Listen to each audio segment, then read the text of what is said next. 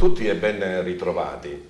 Devo confessarvi subito che entrando nello studio di Televideo Agrigento mi sono un po' emozionato nel rivedere la scenografia, i tavoli, le sedie, insomma tutto quello che avevamo lasciato circa 2 anni fa drasticamente a causa della pandemia. Vero, poi abbiamo continuato con anche noi, insomma, con i collegamenti a distanza, come se fossimo la scuola che fa la didattica a distanza. Poi abbiamo staccato e adesso riprendiamo in diretta Target, il vostro salotto settimanale. Devo ringraziare veramente di cuore Piero Le Causi e Arturo Cantella per questo nuovo sforzo editoriale che vogliono fare per dar voce al territorio, perché da oltre un decennio Target, assieme anche naturalmente alle altre rubriche e trasmissioni di TVA, è proprio questo, un amplificatore di quello che succede nel nostro territorio dal punto di vista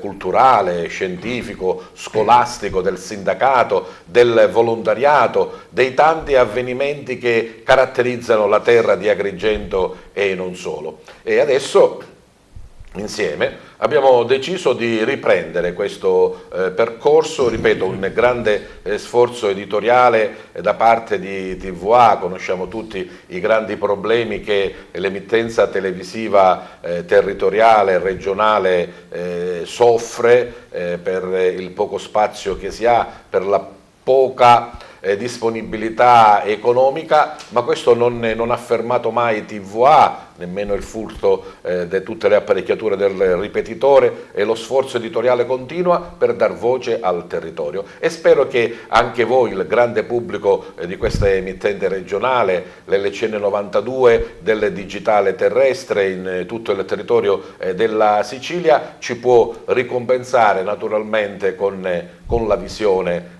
del nostro talk show. Anzi, vi dico che le nostre sedie, il nostro salotto è a vostra disposizione. Segnalateci degli avvenimenti importanti, delle situazioni che meritano di essere amplificate e noi saremo ben felici di concedervi lo spazio che meritate.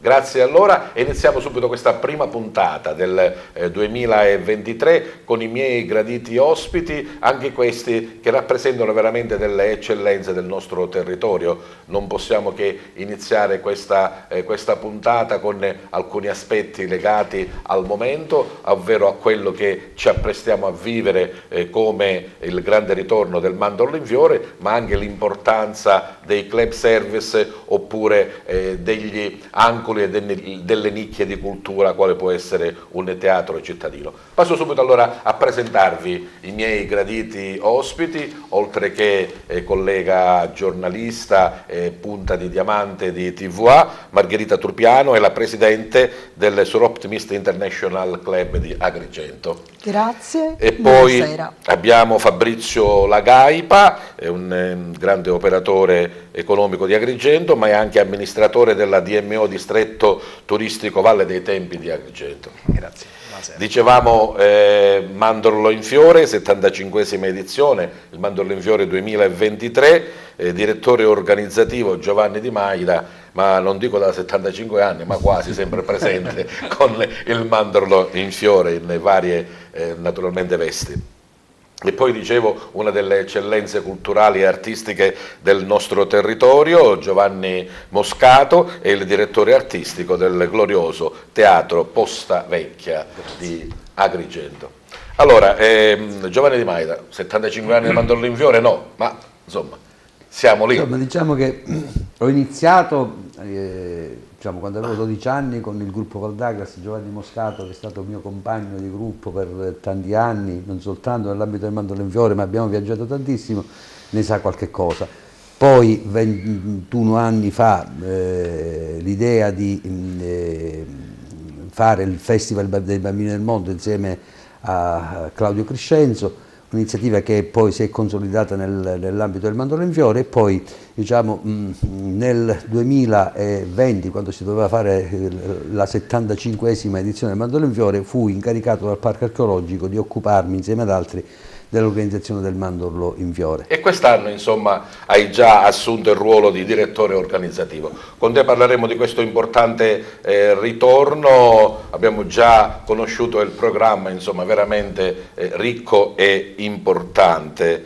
La DMO Distretto Turistico Valle dei Templi di Agrigento come si inserisce nel Mandorlo in Fiore, Fabrizio? La DMO farà quello che sa fare e che deve fare, cioè si occuperà della promozione, per cui ovviamente adesso abbiamo attivato tutti i canali e tutti gli strumenti necessari affinché lo sforzo organizzativo abbia anche un riverbero importante a livello non solo regionale ma anche nazionale. Il primissimo appuntamento sarà ora alla BIT, dal 12 al 14 febbraio saremo a Milano a presentare a tutti gli operatori, ai tour operator e ovviamente alla stampa questo cartellone molto importante di eventi, però abbiamo già attivato un ufficio stampa nazionale, già adesso in questo momento a Catania, questo è stato, voglio dire, una cosa importante che l'organizzazione ha voluto mettere in campo, che è quello di essere presenti nei LED wall che si trovano nel cuore delle maggiori manifestazioni a Catania, e questo farà sì che tutto quel pubblico, non solo di catanesi ma anche tutti quelli che vanno a Catania per godere della festa, sapranno che anche ad Agrigento c'è quella festa lì. Questo è un dettaglio importante perché non è una promozione generica, ma una promozione definita a un target di gente che gradisce questo genere. Bene, parleremo di quello che ci aspetta il prossimo mese di marzo, con un'anteprima, insomma parleremo del programma. Dicevo, eccellenza culturale e artistica, Giovanni Moscato, non è una esagerazione, lo sento dal profondo del cuore. Grazie, grazie. Ormai è un'attività che portiamo avanti, che porto avanti da oltre 25 anni, quella del Teatro della Posta Vecchia, e continuiamo molto bene, in maniera molto soddisfacente. Avete degli appuntamenti importanti nel corso degli anni, addirittura avete avuto anche delle anteprime o comunque degli eventi veramente interessanti? Sì, eventi di tantissimi artisti che poi sono diventati famosissimi in campo nazionale. Tra questi emergono sicuramente Ficarra e Picone, che per oltre 15 anni hanno presentato e preparato i propri spettacoli qui al Teatro della Posta Vecchia. Un numero zero, insomma, di quello che era il numero zero di tutti gli spettacoli che hanno fatto loro. Parleremo con te naturalmente di quello che saranno i prossimi appuntamenti, non solo Mandorlo, non solo cultura, non solo spettacolo, ma anche impegno sociale, e il territorio di Agrigento è ricco insomma, che si chiama Club Service, giusto Margherita? Sì, e il Soro Optimist è uno di questi. Sì, assolutamente sì. Noi diciamo il nostro impegno ad Agrigento si concretizza da ben 25 anni, infatti abbiamo proprio l'anno scorso celebrato questo importante appuntamento che ha visto partecipare le amiche Soro Optimiste provenienti da tutta Italia. Quindi, diciamo amiche perché è solo al femminile? Sì, il nostro è un club che proprio propone l'avanzamento della condizione femminile, quindi è un club composto da donne professioniste e donne dell'imprenditoria che si impegnano proprio per migliorare la condizione femminile, ma anche per mettersi a servizio della società qualora ravvisiamo dei comparti, dei segmenti che necessitano del nostro impegno. Parleremo di quelli che sono i vostri impegni, qualcosa che avete fatto, di quello che è il vostro programma futuro. Ritorniamo al Mandorlo, allora, Giovanni Di Maida, abbiamo tolto Sagra, una cosa così che è venuta spontanea, pensata, meditata? No, la parola Sagra è stata tolta già da qualche anno, è stato il parco a dare questa nuova denominazione, ma per un fatto tecnico, perché quando si pensò di cambiare il nome quasi quasi fu il parco costretto, perché si doveva attingere a un finanziamento che non prevedeva il finanziamento di sagre, ma di grandi eventi. E quindi, sì, perché la sagra magari è vista come una cosa paesana, senza risalto proprio. L'idea era quella comunque di rilanciare, diciamo, l'evento con questa nuova denominazione, Mandorlo in Fiore, semplicemente Mandorlo in Fiore. Per cui diciamo, fu una scelta che io quest'anno ho deciso di condividere, anche perché l'ultima edizione che si doveva fare era 75esimo Mandorlo in Fiore, era già quasi tutto pronto, e quando poi alla fine, diciamo, per via della pandemia fu presa la decisione saggia di sospendere, cioè, l'evento, e quindi siamo ripartiti da quell'edizione. E poi io, diciamo, quando ho accettato l'incarico a titolo gratuito che mi ha, diciamo, dato il sindaco, ci siamo lungamente confrontati su quello che vogliamo che sia il Mandorlo in Fiore, perché se noi ci poniamo la domanda cos'è oggi il Mandorlo in Fiore, sicuramente possiamo rispondere è una grande manifestazione, un grande evento di promozione culturale, si promuovono le tradizioni etniche dei popoli. È una grande manifestazione di promozione turistica? Nì, perché, come dire, lo è certamente, ma in misura, diciamo, ridotta rispetto a quelle che sono le potenzialità del Mandorlo in Fiore, per cui la visione che abbiamo del Mandorlo in Fiore è quella di una manifestazione che pian piano deve servire per smuovere veramente l'economia di questa città. Perché poi alla fine il Mandorlo in Fiore non deve essere una festa per gli agrigentini, ma soprattutto c'è una festa che deve richiamare persone, non soltanto nell'ultimo weekend, ma anche nei weekend precedenti. Il Mandorlo in Fiore oggi è considerato alla pari del Carnevale di Acireale, del Carnevale di Sciacca e in epoche più recenti il Couscous Fest di San Vito Lo Capo, tra i grandi eventi di promozione, diciamo, che si realizzano in Sicilia. Ecco, quest'anno il modello organizzativo è anche cambiato, nel senso che il comune, che è, diciamo, il titolare dell'evento, è riuscito a mettere insieme il parco archeologico, il distretto turistico, la Fondazione Teatro Pirandello, ciascuno per la sua parte si occuperà di alcuni aspetti. E credo che questo modello debba essere esportato anche per gli altri eventi, perché quando si fa rete sicuramente come dire, i risultati poi si ottengono. 3 anni di stasi, insomma, vi ha caricato, vi ha spinto a fare di più? Sì, l'elemento trainante naturalmente è il folklore, è un festival internazionale il folklore che quest'anno, diciamo, avrà numeri importanti, credo forse la più imponente edizione che si sia mai vista del Mandorlo in Fiore, perché saranno 25 gruppi internazionali di adulti, 10 gruppi di bambini, 6 bande militari, oltre al corteo storico, insomma, al folklore regionale, quindi diciamo, ci sarà una partecipazione massiccia di rappresentanze di paesi che vengono un po' da tutto il mondo. Abbiamo cambiato un po' il programma, spostandolo anche dal punto di vista, della data, ma questo diciamo, non è un fatto che avviene quest'anno, ma è da diversi anni che ormai il Mandorlo si sposta in avanti per 2 ragioni. La prima,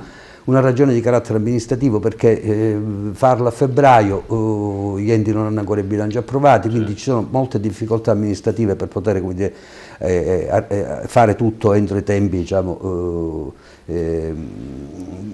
idonei per un'ottima organizzazione, per cui si è spostato un attimino in avanti, anche per ragioni climatiche. Ovviamente diciamo, il clima negli anni è cambiato, il mese di febbraio non è più quello di 75 anni fa, cioè, assistiamo, diciamo, a un cambiamento climatico che comunque dovrebbe in qualche modo, spostandolo a marzo, consentire a molta più gente di venire, e anche il discorso che molto spesso il Mandorlo in Fiore si svolgeva in concomitanza con i grandi carnevali, cioè se noi avessimo fatto, cioè, il Mandorlo in Fiore nei tempi canonici ci saremmo trovati come dire, quasi a fare concorrenza con altri grandi eventi che in quei giorni si svolgeranno, come il Carnevale Acireale o quello di Sciacca. E quindi è giusto spostarlo in questo modo. Parleremo poi magari in dettaglio del programma, insomma, cosa prevedono i punti principali, oltre quelli che hanno caratterizzato questi 75 anni di Mandorlo. Anche abbiamo visto che c'è un prequel, no? un qualcosa che lo annuncia, spostamento di date e via. E allora Fabrizio, allora è facile promuovere non solo il Mandorlo in Fiore, ma il nostro territorio, la nostra valle, la nostra costa. Costa del Mito. Cose facili non ce ne sono, partiamo da questo presupposto. Però ovviamente noi abbiamo un prodotto, quando la materia prima, un prodotto che è appetibile, però la concorrenza è straordinaria. e quindi chiaramente andare a promuoversi non diciamo sul panorama locale, che è quello siciliano, ma andarci a promuovere su un campo internazionale è molto complesso. Chiaramente bisogna avere anche le risorse. Noi abbiamo cercato di lavorare in sinergia con la Regione, con il Ministero del Turismo, con l'Enit, e abbiamo avuto delle buone opportunità. Per cui ritengo stiamo facendo un buon lavoro. Tu poco fa, mi permetto di anticipare una cosa che mi avevi detto a inizio programma, sì, il discorso di Cannes. Ah no, quella era una cosa fuori diciamo, no, così si parla fuori premessa. No, fuori telecamera. No, ma io ho piacere della promozione e tutto, sapete che c'è stato e c'è quella controversia se spendere o meno quei 3 milioni di euro a Cannes per il Festival del Cinema, se ne vale però la pena. Allora, io ho piacere di dire che purtroppo noi siamo in una terra difficile. Poi dici perché è difficile? È difficile perché tutto quello che fanno gli altri è fatto bene, quando lo facciamo noi andiamo a guardare il dito e non la luna. E allora l'operazione di Cannes, sia quella dell'anno scorso ma anche quella che si sarebbe dovuto fare quest'anno, era assolutamente auspicabile e legittima. Poi io non entro nel merito del dettaglio tecnico delle procedure, assolutamente non mi permetto, però la realtà è che se, come abbiamo sentito, White Lotus va bene, altro che White Lotus, che avrete visto sulla stampa, ha fatto generare il sold out in un sacco di località siciliane. White Lotus è stato preso, ha generato 20 milioni di indotto sul momento per le riprese, più tutti quelli che verranno a soggiornare, più la promozione, ed è stato preso grazie a quell'iniziativa di Cannes che è costata quello che è costata. Lo stesso Leone di Sicilia si è determinata questa produzione quando c'è stata la cosa di Cannes. La notizia di oggi, e che mi ha veramente avvilito, è che il progetto che la Sicilia ha così sdegnosamente rifiutato è stato acquistato dal sultano dell'Oman. Gli hanno fatto un po' di sconto, però. Un po' di sconto, ma un po' di sconto, come dire, perché è per chiaro. La tempistica, cioè. Per la tempistica. Per cui quello che noi abbiamo, come dire, ritenuto inutile, invece gli altri l'hanno ritenuto utilissimo e se lo sono presi al posto nostro. Per cui il nostro peggior problema è sempre quello, che un occhio non può vedere l'altro. Perfetto. E allora il distretto turistico come vende, tra virgolette, il prodotto mandorlo in fiore? Il prodotto mandorlo in fiore, dicevo, sarà oggetto, ci sono dei pacchetti, avremo intanto questa presenza immediata alla BIT, faremo anche un evento fuori fiera, quindi invitando gli stakeholders, i giornalisti, proprio per presentare specificatamente la manifestazione. Dopodiché ci sono dei pacchetti turistici che sono già partiti, noi per la verità, io lo dico anche da albergatore, i pacchetti li abbiamo fatti partire, ma già siamo, si può dire, sold out, tutti gli alberghi, tant'è che ci sono, credo di dire il vero, quando dico che ci sono problemi per ospitare i gruppi internazionali, perché gli alberghi, ed è una cosa bella, che non sono... Certo, avendo la data sicura, avendo l'evento certo, assolutamente, uno si programma. Non abbiamo, ti dirò di più, che quest'anno, grazie a una serie di circostanze, compreso il Sisili, eccetera, adesso non voglio scendere troppo in tecnicismi, non si sta vendendo solo il sabato, ma si sta partendo addirittura da giovedì. Quindi avremo la città invasa da turisti già a metà settimana e il weekend precedente. Per cui diciamo, noi li facciamo, ma diciamo, già abbiamo venduto tutto e si ha un riverbero che è quello intanto dell'economia diretta, che se permettete lavorare a marzo per il nostro turismo è una cosa importante, ma poi c'è un'onda lunga di promozione che accredita Agrigento come destinazione dove avvengono grandi eventi. Per questo io difendo anche Achille Lauro e tutto quello che possiamo fare, perché, e finisco, noi abbiamo il difetto che quando le cose succedono a Verona sono belle perché lì le fanno e noi no. Appena le facciamo qua, un minuto, succede la caccia alle streghe e questo non penso possa essere giusto e possibile. Il nostro bastian contrario. E poi anche ho visto che anche recentemente le reti Rai o le reti Mediaset, insomma grandi network nazionali hanno dedicato veramente puntate e importanti appuntamenti nella promozione del nostro territorio. Margherita invece il suo Solo Optimist promuove l'uomo, la donna, promuove le sue iniziative, un club service è fatto appunto per per essere a servizio. Mi Assolutamente. puoi ricordare un paio di Sì, iniziative che hanno caratterizzato, insomma, la tua presidenza fino a questo punto? Certamente, Peppe, diciamo che poi ogni presidente imprime un po' quello che è la sua impronta al club. Io da giornalista ho curato moltissimo gli aspetti collegati alla comunicazione e in questo ringrazio sempre i colleghi TVA in testa, che mi ha sempre supportata, ma tutti voi colleghi che proprio avete dato voce alle iniziative di questo club, che devo dire di suo ha già una gran bella credibilità e che abbiamo cercato in questo biennio di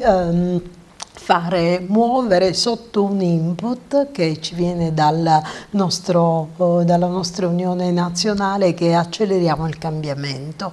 Noi in questo biennio stiamo lavorando proprio sotto quest'input, un input che tra l'altro prevede tutta una serie di progetti nazionali che ci vengono dati come linee guida e all'interno dei quali poi noi li caliamo nel territorio in base a quella che è la nostra visione di quella idea, quindi assolutamente sempre rispondenti a quelle che sono le linee nazionali, che chiaramente, come ti dicevo, vedono la promozione della condizione femminile certamente in primo luogo, e quindi anche tutto quello che riguarda le tematiche connesse, come per esempio la violenza. Noi abbiamo veramente 16 giorni di attivismo su questo tema che abbiamo sviluppato anche quest'anno, svilupperemo l'anno prossimo, e che sono 16 giorni in cui noi facciamo un tam tam a tutti i livelli,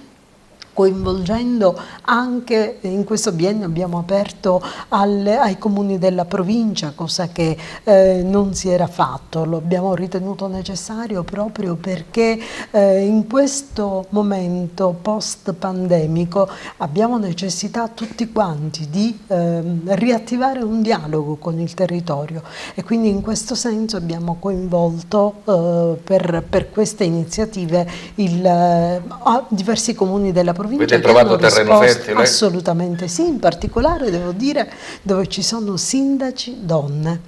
Immediatamente hanno voluto aderire alle nostre iniziative, prestare quello che era la loro collaborazione, il loro contributo, quindi viene fuori anche questa rete di donne delle professioni che sono nelle amministrazioni, che sono semplici imprenditrici, che comunque sono sempre pronte a darci il sostegno. Questa credo sia una cosa bellissima, che si sposa perfettamente con quella che è l'idea del nostro essere club service. E a proposito, qual è, diciamo, la traccia tipo, il ritratto di una Solo Optimista? Ma sono donne delle professioni. Noi abbiamo con noi donne che sono avvocati, notai, imprenditrici, professori. Diciamo che abbiamo la rappresentanza di tutte le donne che lavorano e che si impegnano. E che si ritagliano un proprio tempo da dedicare al servizio. Tutto questo, ecco, le professioni delle donne vengono anche utilizzate e messe al servizio della società, e quindi oltre alle donne che lavorano ci sono queste stesse donne che ritagliano spazi per poterle dedicare ad incidere in un modo o nell'altro su vari segmenti della società in relazione a ciò che il club individua in base alle linee nazionali e anche in relazione a quelle che sono le esigenze dei vari territori. Parleremo anche magari dei prossimi appuntamenti, insomma, sì, dei prossimi step che hai preparato con il club service. Un flashback di qualche anno fa, Giovanni Moscato, che ti ricorda uno di questi 75 anni di Mandorlo, e poi parliamo di Postavecchia. E vabbè, figurati, è tutta la mia vita, la mia esistenza. Tra l'altro vicino a casa mia c'era tutto l'agglomerato di falegnamerie che producevano i carri allegorici di allora. Di un tempo, sì. Quindi ho visto fin da bambino creare questi carri allegorici che ora magari non si usano più, non si portano più in giro, non si allestano più. Si dice così, allestire o allestiscono come? E invece il tuo ruolo di musicista all'interno del gruppo folk? Vabbè, poi ho fatto parte naturalmente di gruppi folk, compreso il Valdacragas, e appunto con Giovanni abbiamo girato un po' il mondo, siamo stati un po' in giro. E poi sei diventato il grande Giovanni Moscato. E poi, ma lo era già. Lo era già. Mi sono formato negli anni. Ho iniziato da quando ero scout piccolo, veramente alla scuola, all'asilo. Il primo spettacolino l'ho fatto all'asilo delle suore di Sant'Anna, l'istituto Sant'Anna. E parliamo adesso di questo. Ai Salesiani, sì. Un po' ho seguito lunga carriera, sempre questa mia, insomma, questo mio essere sì, sicuramente. Artista, uno, secondo me deve averlo. Ho creato, ho fatto canzoni, ho scritto un po' di tutto, ho recitato un po' di tutto.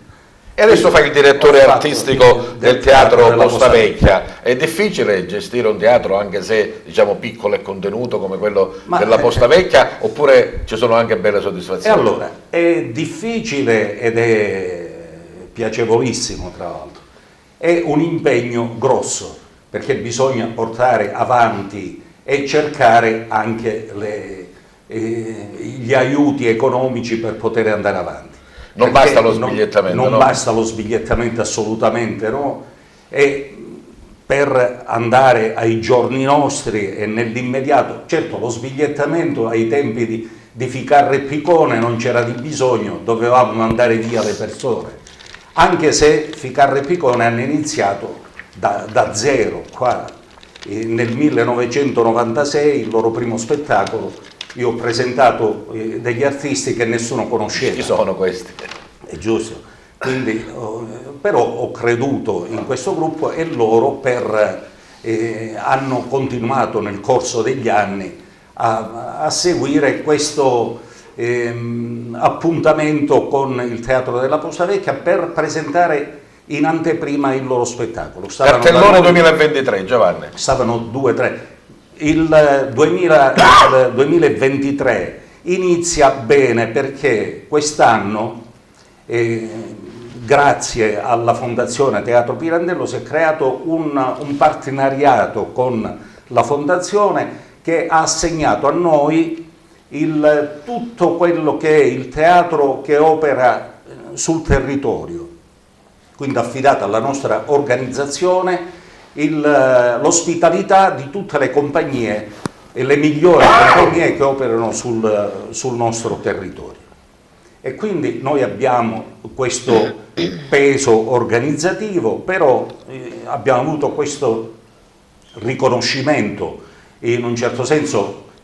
Siamo liberi naturalmente non solo di accettare le cose che ci propone il Teatro Pirandello, ma anche o la Fondazione del Teatro, ma siamo liberi anche di operare su progetti e proposte nostre. Prossimo appuntamento? Prossimo appuntamento con Manlio Dovì, che è un bravissimo attore che tutti conosciamo dai tempi del Bagaglino, uno dei più bravi attori comici italiani. Tante maschere, tanti personaggi, sì, tanti personaggi, imitazioni e tante cose. Facciamo le date?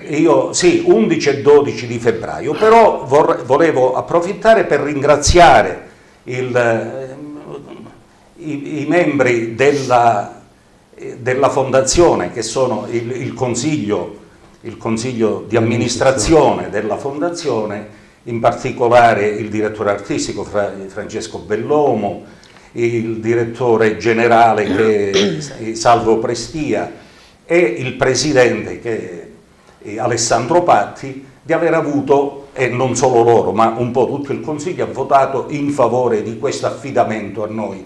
Quella rete e quella sinergia di cui parlava anche Fabrizio. Esatto. Quindi quest'anno si è concretizzato e noi assumiamo in questo particolare aspetto il ruolo di ridotto del Teatro Pirandello. Questo.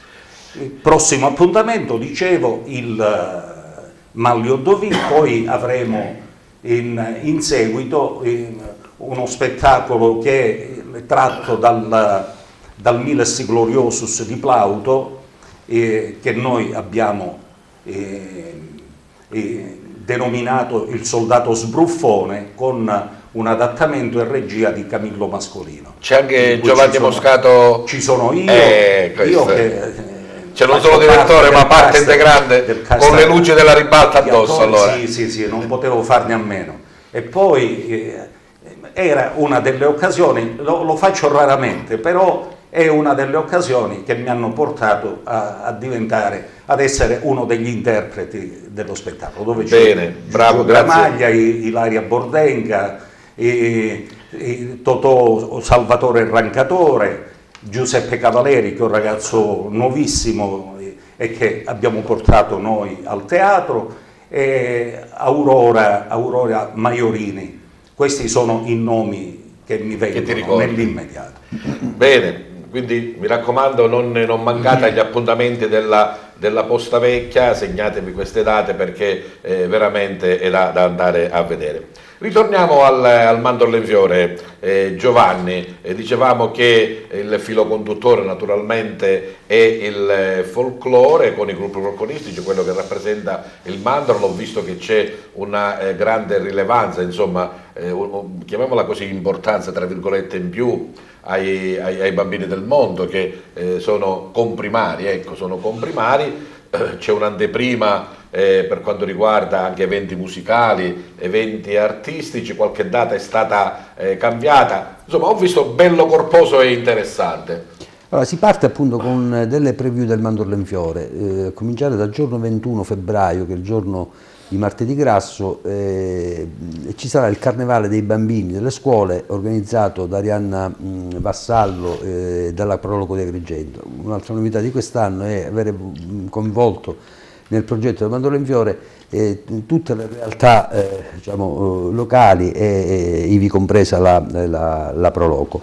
Quindi si partirà con questa preview, poi ci sarà un evento sportivo che ormai si è consolidato anche nel tempo, che è la mezza maratona dei Templi, che è organizzata dal dottore Calamita. Poi a seguire nei weekend successivi alcuni concerti di musica etnica, non solo. Abbiamo dato spazio anche agli artisti agrigentini, ci saranno due rispettivi concerti di Francesco Buzzurro e di Tom Sinatra, e poi per arrivare alla settimana del Mandorlo in Fiore con una grande novità quest'anno, cioè quella di avere previsto una grande sfilata anche il giorno 5, cioè la prima domenica, proprio per consentire, lo diceva poco fa Fabrizio, anche di riempire il weekend diciamo, precedente alla giornata clou, e anche lì con buoni risultati, perché chi trova ormai tutto occupato per il weekend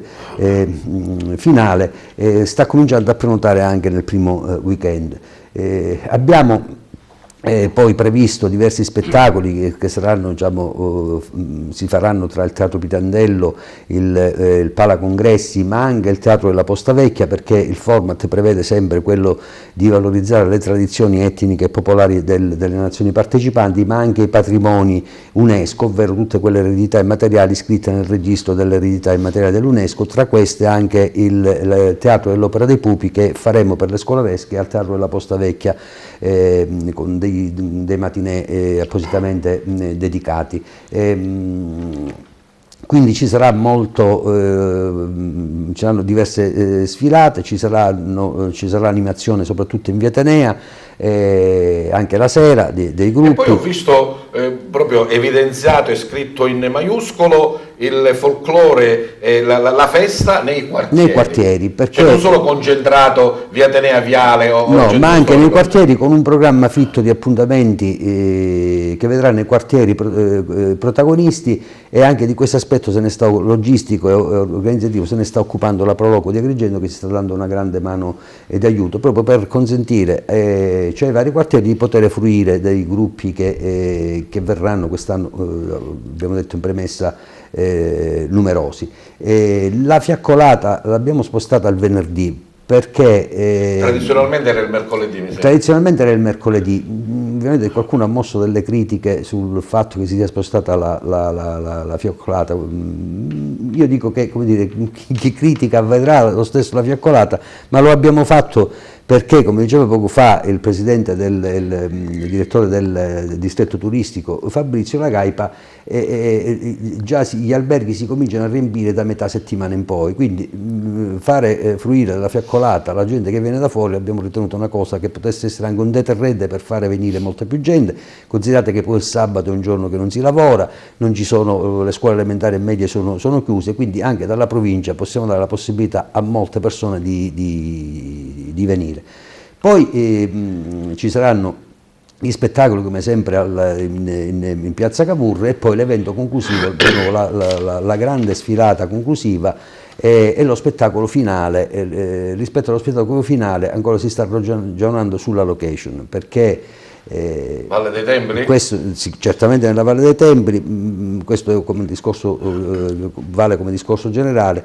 Ovviamente per ragioni di sicurezza, dovendo, come dire, uniformarsi a quello che è il nuovo decreto Gabrielli, molte cose non si possono fare come si facevano, diciamo, dei partecipanti. Prima. Anche il numero dei partecipanti rischierebbe di essere molto limitato rispetto all'afflusso di gente che si aspetta. Abbiamo ipotizzato anche l'area del Tempio di Ercole, ma riteniamo che non sia, come dire, diciamo, sufficiente a contenere tutte le persone, quindi stiamo studiando l'area del Tempio di Giunone, e quindi farlo lì nell'area del Tempio di Giunone. Vabbè, si sta comunque organizzando un piano del traffico in maniera che non accadano quei disagi che sono successi la volta scorsa, quindi anche lì il Comune si sta organizzando, cercando di aprire alcuni parcheggi, per esempio Cugnovela, che potrebbe contenere un gran numero di pullman, e il Mandorlo in Fiore. Questo vale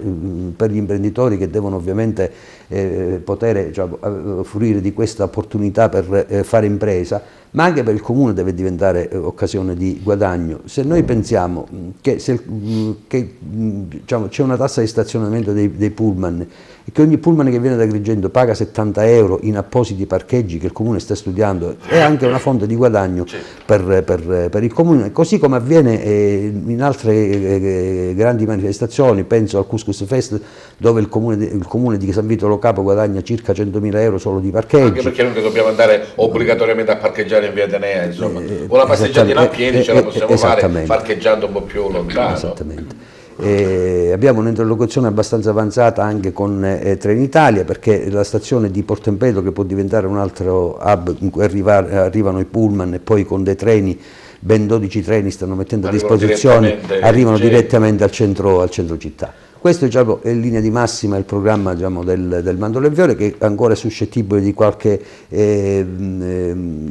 perfezionamento. Già lo si trova sui social, lo si trova un po' sui siti, ne è stata data ampia diffusione. A breve faremo anche una conferenza stampa di dettaglio, ma la cosa importante è adesso promuoverlo, il Mandorlo in Fiore. Lo stiamo facendo in maniera massiccia, lo ha detto poco fa Fabrizio, nel circuito della festa di Sant'Agata, che è già partito, dove c'è un afflusso di 300.000 persone, e a seguire nei LED wall del circuito del Carnevale di Cireale, perché anche da quelle zone, diciamo, provengono parecchi. Ma è anche importante il turismo regionale, Fabrizio, perché no? Anzi, credo che il turismo regionale sia una parte molto consistente. Ma lo è, e lo è in tutte le stagioni. Ovviamente chi viene dalla Sicilia non ha bisogno di prendere l'aereo, ha la possibilità di fare lo short break, quindi del weekend, come giustamente diceva Giovanni Di Maida, quindi di partire il venerdì perché prende i bambini a scuola, si mette in macchina e arriva a destinazione e va via la domenica sera. Quindi sicuramente il turismo regionale è una cosa molto importante. Anche il discorso, io adesso riascoltavo, perché diciamo queste cose le abbiamo un po' discusse assieme, diciamo i dettagli organizzativi, e devo dire che mi sembra veramente un programma molto soddisfacente e molto gratificante. Io nutro grande fiducia sul successo di questa manifestazione di quest'anno, che deve diventare un ponte veramente per ripartire e per andare avanti sicuramente per il mandorlo in fiore, ma per tutta una serie di altre manifestazioni. Io penso che Agrigento abbia grande potenzialità. Agrigento è quel motore che insieme al territorio circostante, noi parliamo di Costa del Mito che va da Selinunte a Gela, e che insieme a tutto il territorio... Avete sconfinato a Trapani e a Caltanissetta? No, sconfinato, abbiamo conquistato, li abbiamo conquistati. No, vabbè, per esempio il parco archeologico di Selinunte e il parco archeologico di Gela fanno parte del distretto turistico e insieme facciamo l'area archeologica più grande del mondo, con tutti quegli insediamenti come Eracleanino, ma anche la villa romana di Portempedocle, insomma tutti quelli che ci sono sino ad arrivare appunto a Gela, fanno diciamo un unicum con queste spiagge meravigliose, incontaminate, e tutto quello che è la cultura, l'archeologia che conosciamo perfettamente. Agrigento è il centro e chiaramente diciamo la suggestione è quella che possano i turisti e i viaggiatori decidere non di fare hub ad Agrigento e di visitare un circondario che è ricco di attrattive. Dicevi, Giovanni? Sì, volevo aggiungere alle cose che avevo detto poc'anzi che anche il parco archeologico sta pensando, sempre in un'ottica di destagionalizzazione, di organizzare un evento più ampio che si chiama Spring in the Valley, cioè primavera ad Agrigento, che parte col mandorlo in fiore e poi seguire con una serie di eventi con cadenza quindicinale che ci porteranno fino all'estate, quando poi diciamo, funzionerà nuovamente il teatro della Valle dei Templi con quei grandi eventi che abbiamo visto. Cioè, ma non solo quello della Valle dei Templi, ma anche quello del Tempio di Giunone, dove il parco organizza tantissimi. Ecco, migliorare l'offerta diciamo, culturale serve anche come dire, per attirare più visitatori possibili in città e nel territorio. Mandorlo in fiore ha il concerto di Francesco Buzzurro, ha il concerto di Tom Sinatra, noi abbiamo Giovanni Moscato che ha trovato proprio messa in un angolo una vecchia chitarra un po' impolverata che vuole essere accarezzata. Giovanni? Accarezzata da mani che da tanti anni non toccano la chitarra. Ma sono mani esperte. Sì, vediamo se reggono le dita, principalmente perché hanno perso i calli. Ora da un po' di tempo mi sono dedicato allo studio del pianoforte, per la verità. Avevo un po', ho abbandonato la chitarra. Va bene. Ad ogni modo, no, magari ve lo proviamo io. Ci proviamo? Sì, ma volevo motivare la canzone. Aggiustiamo anche il microfono, sì. Per il quale vi faccio ascoltare questa canzone. Non hai detto quale canzone si tratta? È una delle canzoni della mia formazione e che appartengono agli anni che furono, quindi è una canzone di Iannacci a cui hanno partecipato sia Iannacci che Dario Fo che Paolo Villaggio, tutti questi. Questi sono i coautori di questa canzone. E lo hai scelta perché? È una cosa perché in questo periodo, nella preparazione di un altro spettacolo in cui io parteciperò, però come cantante e forse reciterò qualche brano, qualche cosa, che è un concerto di piano di Salvatore Pumo, che è un grandissimo musicista agrigentino, poco conosciuto qua, ma che è stato il pianista di tanti grandi artisti italiani, compresi a Giorgia e altri, Anna Oxa, Bobby Solo, è stato non so quanto tempo con Bobby Solo, ma ad ogni modo un grande musicista che torna e ci concederà questa possibilità di un concerto al Teatro della Posta Vecchia, che mi ha in un certo senso coinvolto in un acquisto del pianoforte per il Teatro della Posta Vecchia e quindi è servito anche da stimolo per poter fare ulteriori debiti, insomma, e quindi è un modo anche per vivere bene la vita. Quindi e allora dove volevo arrivare? Alla ricerca di queste canzoni da inserire in questo piccolo recital, cercando, sono risalito a questa canzone, che è una canzone molto antica su cui io mi sono formato, un po' goliardica, però... Giovanni Moscato che canta Iannacci allora. La canzone si intitola Veronica,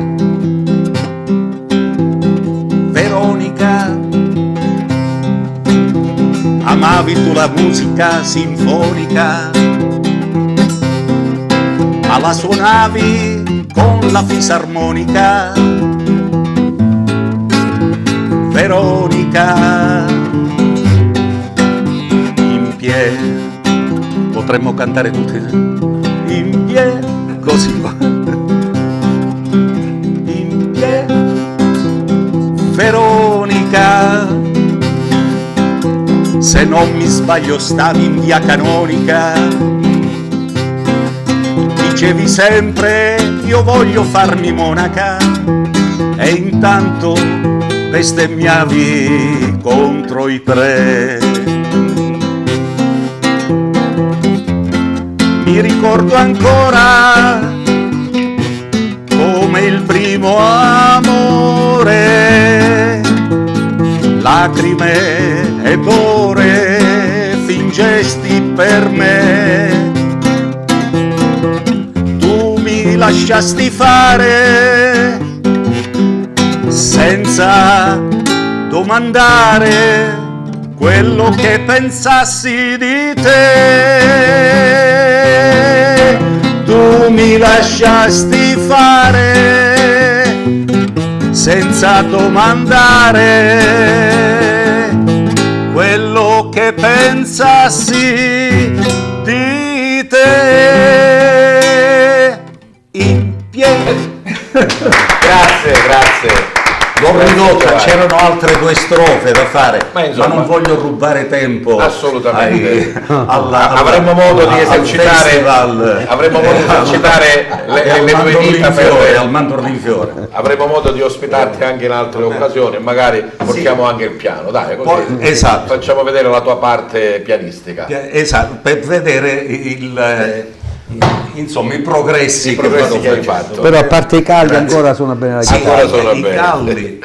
Ma che non scusa, assolutamente. avete parlato di Buzzurro e Tommy Sinatra, mi scuso con loro, va bene. No, la chitarra ti fa i complimenti, assolutamente. Margherita, dicevamo i prossimi impegni, i prossimi appuntamenti del tuo club intanto service. io per un attimo voglio inserirmi anche su questo discorso Mandorlo in Fiore, perché il club, che ha club in tutta Italia, devo dire che la prima cosa che ci chiedono le amiche con cui siamo in contatto, ripeto, con i club di tutta Italia, è: vorrei venire ad Agrigento per vedere il mandorlo in fiore. E questo la dice lunga su quanto probabilmente noi abbiamo anche una percezione un tantino più dimensionata di quanto invece questo mandorlo in fiore, questa festa, possa essere percepita come qualcosa di molto grande e significativo al di fuori. E quindi lo volevo dire proprio perché voglio dare anche sostegno a quanto detto sia da Fabrizio che da Giovanni rispetto alla necessità che Agrigento prenda veramente consapevolezza di quanto sia importante il suo patrimonio, che è anche il mandorlo in fiore. Quindi in quest'ottica potremmo... Avete fatto promozione e pubblicità, ecco. Ma assolutamente, io seguo il mandorlo in fiore da quando ero ragazzina, quindi comunque mi sono trovata a viverlo anche all'interno per collaborazioni, l'ho presentato, quindi la conosco bene. E devo dire, in quest'ambito mi preoccupa un po' quello che diceva Fabrizio, siamo sold out, perché avevo avuto parecchie richieste da parte delle amiche da tutta Italia che sarebbero volute venire a vederlo, e quindi adesso dobbiamo anche un attimo dobbiamo cercare sotto scala comunque si trova, dai. Assolutamente, anche il Sor Optimist può inserirsi all'interno di questa cosa. E invece parliamo adesso di altro, il Sor Optimist come club che ha alla sua base comunque la promozione dei diritti umani che noi veicoliamo in 1000 tematiche. Uno tra questi che ci porterà a proseguire un progetto che abbiamo iniziato è quello relativo all'educazione finanziaria per donne fragili, che noi dirigiamo a donne migranti e donne vittime di violenza, perché riteniamo che essere consapevoli della gestione del denaro può portare le donne a una migliore interlocuzione con la società e con l'uomo. E poi ancora abbiamo avviato un progetto importantissimo che ha preso il via con la mostra presso l'Archivio di Stato, un progetto che ci permetterà, stiamo adesso proseguendo grazie anche al sostegno che ci sta dando l'Archivio di Stato, la dottoressa Florio in questo senso, l'acquisizione di tutti gli atti prodotti nel corso di 25 anni da parte dell'Archivio di Stato. Questo perché si è ritenuto dell'importanza che potessero avere questi archivi privati come momento culturale, e quindi proseguiremo in questo senso. E poi ancora i vari progetti che seguiremo sono sempre dei progetti nazionali che prevedono un'educazione allo STEM, e ancora noi ogni anno consentiamo ad una giovane laureanda di poter accedere ad un corso Bocconi e avere una certificazione Bocconi, quindi faremo anche questo. E poi non ci mancherà, voglio ritornare un attimo su quello che abbiamo fatto, di riproporre qualcosa che è stato un grandissimo successo per il nostro club, la creazione del Soroptimino, il biscotto contro la violenza. Che, Rosario Matina. Rosario Matina, straordinario, che ha colto al volo questa proposta del club e ha elaborato questo biscotto buonissimo, tra l'altro salutare, che ha avuto un successo straordinario e che adesso vedremo un poco come poter produrre, perché abbiamo avuto tante richieste di poterlo acquistare, gustare, quindi diciamo è stata un'idea, nasce comunque questo biscotto antiviolenza che ci piace che nasca da Agrigento, perché Agrigento lancia qualcosa che comunque non esisteva, e quindi questo Soroptimino, questo biscotto lo riproporremo poi nel corso di quest'anno. Ringraziamo Rosario Matina per questo. E poi ancora stiamo seguendo, tra l'altro come Soroptimiste, l'Unione Nazionale ci forma costantemente tutta una serie di corsi online sulla leadership, la membership delle Soroptimiste, con tematiche che ci permettono di prendere visione e metterci a contatto anche con una evoluzione di quello che è il mercato del mondo del lavoro, le necessità, la necessità che le donne si adeguino a tutta una serie di mutati, nuovi sistemi. Insomma, poi un progetto nuovo che è appena arrivato riguarda la biblioteca, cioè è uno spazio che l'Unione ci metterà a disposizione perché possiamo pubblicare delle pubblicazioni, metterle online, costituire un vero e proprio archivio di pubblicazioni di pregio delle donne soroptimiste, quindi diventa una vera e propria biblioteca con contributi di natura filmata, libri, documenti e tutto ciò che può essere un punto di riferimento per la crescita comunque a tutti i livelli delle donne, ma non solo delle donne, perché comunque noi produciamo un'attività, un impegno che insomma, sì. Qualche uomo lo invitate pure. Assolutamente sì, assolutamente grande sì. Impegno quindi di Soroptimist e di Margherita nel suo biennio di presidenza. Sì, biennio. Di presidenza. Bene, mi ha fatto veramente piacere riprendere Target con questi importanti amici e questi illustri ospiti. Devo dire insomma che non per autocompiacermi ultimi credo che sia venuta fuori una bella trasmissione, abbiamo dato delle indicazioni e delle notizie, però insomma non so se sono un po' arrugginito, magari voi volevate dire qualcosa, io invece la domanda poi non ve l'ho fatta. Sei stato bravissimo. Giovanni, vuoi dire qualcosa che io non ti ho chiesto? Giovanni Moscato. Sì, vorrei, visto che parliamo di sagra, di folklore, di tradizioni popolari, ricordare delle figure agrigentine, che il professore Lauretta, che è uno dei grandi iniziatori di questa grande avventura, e poi chi lo ha, poi i successori e quelli che lo hanno seguito e che sono stati determinanti anche per il folklore nostro, che mi viene Gigi Casesa, un altro nominativo. Poi nel campo del folklore e della tradizione popolare e dei grandi artisti agrigentini, i fratelli Licausi, Franco e Totò Licausi, e tanti altri che in questo momento dimentico, o che non insomma tutti quelli che hanno contribuito a dare lustro alla nostra. Giovanni Maida, non ti ho chiesto qualcosa di importante? No, niente, praticamente abbiamo detto quasi tutto. Voglio aggiungere alcuni nomi di personaggi che hanno fatto la storia del mandorlo in fiore, uno Giugiu Gallo nella veste di organizzatore, certo. Ma se ti ricorderai Ernesto Natalello che per 2 anni ne ha curato la regia, a parte poi negli anni successivi anche Michele Guardì.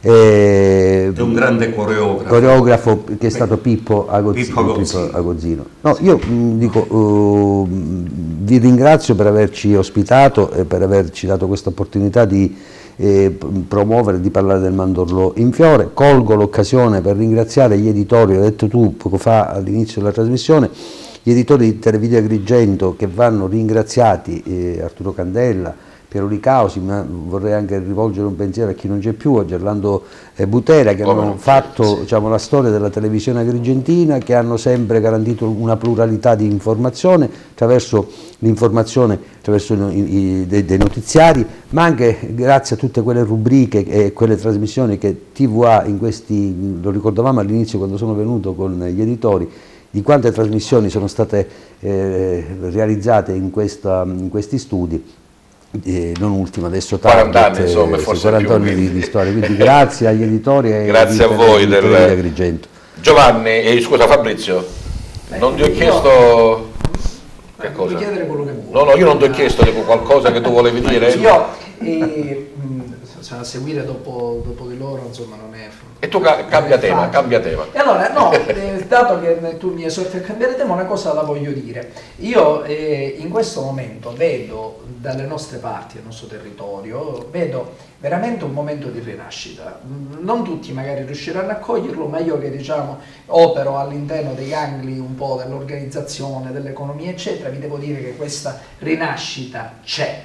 E allora io invito soprattutto i giovani a cogliere i segnali di questa rinascita, a rimanere nella nostra terra, a investire nella nostra terra, nel bello, nella cultura, nel turismo. Dopodiché, siccome c'era prima la moda di andare a Londra a lavorare, allora esorto tutti, a Londra andateci voi come turisti, vi fate servire come signori e qua invece guadagnate i soldi a casa vostra, che ne avete tutte le opportunità, e noi ci stiamo impegnando affinché ci siano tutti i presupposti perché questa cosa si possa fare. Margherita. Peppe, che dire, qua abbiamo avuto questa sera l'opportunità di ascoltare la cultura che parla, l'impegno sociale che parla, le istituzioni che parlano e parlano mettendo proprio del proprio per fare crescere il nostro territorio. E quello che io posso dire in questo momento, io sono presidente di questo club, sono giornalista, comunque la mia attività va al di là e colgo colgo in quanto giornalista delle necessità.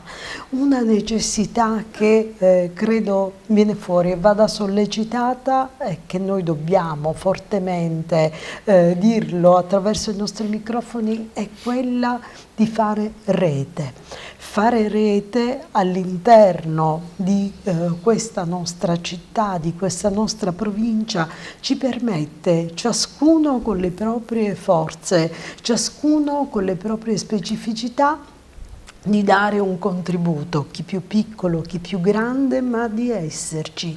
Ed è molto sbagliato cercare di tagliare fuori invece, quindi talune dinamiche che invece tendono a mettere da parte devono essere più inclusive, perché in questa inclusività ciascuno per la sua piccola parte può fare rete, crescere e fare crescere. Bene.